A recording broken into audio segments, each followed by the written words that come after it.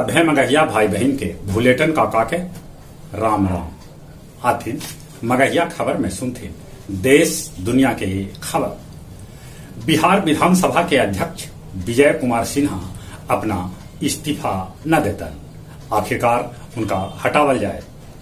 नया विधानसभा अध्यक्ष राजद के अवध बिहारी चौधरी बनतन। महाराष्ट्र में शिवसेना के लेके उठापटक अभियोग जारी है। इन्हें बिहार विधानसभा में नीतीश सरकार जीतल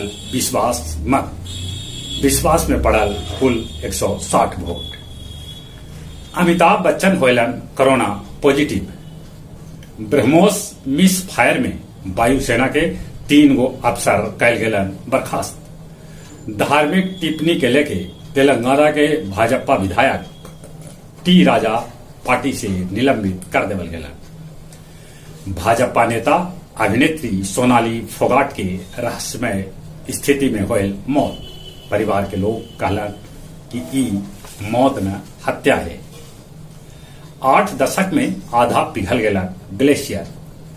अमेरिका चेतौलक यूक्रेन पर रूस कर सका है बड़गर हमला। मालदीव में स्कूटी से जाय पर्यावरण मंत्री अली सोलीह पर कल गेल जानलेवा हमला। पाकिस्तान में बाढ़ से जिंदगी अस्त व्यस्त। खाद्य महंगाई के मामला में श्रीलंका के दुनिया में 5वां स्थान है। अमेरिका के पूर्व राष्ट्रपति ट्रंप के घर से 300 दस्तावेज बरामद किए गए। भादो महीना में बंगाल के पिंडदानी गया जी में कर रहे हैं पिंडदान। विष्णुपद मंदिर में गया के प्रभारी मंत्री इसराइल मंसूरी के प्रवेश पर हिंदू संगठन खोलन मोर्चा। पंडा समाज में है ई बात लेल नाराजगी। समाजवादी नेता पूर्व केंद्रीय मंत्री उपेंद्र नाथ वर्मा के 101वीं जयंती पर देल गेल श्रद्धांजलि। डुमरिया में पिकअप पर लदल 146 कार्टून दारू के साथ ड्राइवर के पुलिस कैलक गिरफ्तार। गया जी के 6 गो कारोबारी ही पड़ल छापा। अब कुछ खेल के समाचार। भारत के स्टार मुक्केबाज मेरी कॉम के घुटना के सफल ऑपरेशन कैल गेल।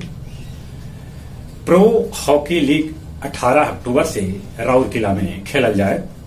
28 अगस्त के भारतीय क्रिकेट टीम के मुकाबला पाकिस्तानी क्रिकेट टीम के साथ होए। भारतीय क्रिकेट टीम के कोच राहुल द्रविड़ होलन कोरोना संक्रमित। वनडे रैंकिंग में भारत नंबर 3। जहां तक मौसम के सवाल है, आसमान में बदरी है। मौसम विभाग सूचना दिलका है कि पानी हो सका है। पानी थोड़ा बहुत बरसा है। उन्हें देश में कोरोना भी तेजी से बढ़ रहा है। हो सके तो कोरोना से बचे ले मुंह होना पर मास्क लगा थे। चलिए अपने सभे के एक बेर फिर से भूलेटन काका के राम राम।